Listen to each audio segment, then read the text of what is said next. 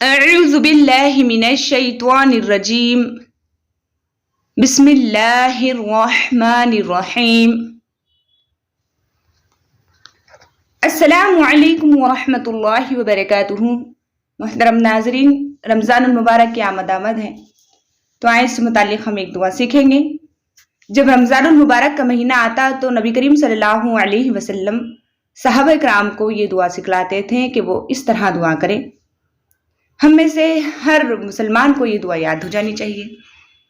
اللہم سلمنی لرمضان وسلم رمضان لی وتسلمہ منی متقبلا۔ آئیں اس کا دو ترجمہ دیکھتے ہیں۔ اللہم سلمنی لرمضان، اے اللہ مجھے رمضان کے لیے سلامتی عطا فرما۔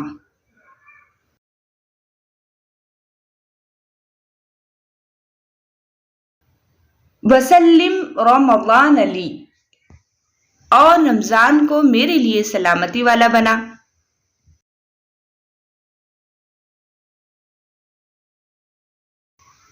وتسلمہ منی متقبلا، اور اس مہینے کو میرے لیے قبولیت والا بنا دے، یعنی میں اس مہینے میں جو بھی عمل کروں اے اللہ اس کو شرف قبولیت عطا فرما۔ آمین یا رب العالمین۔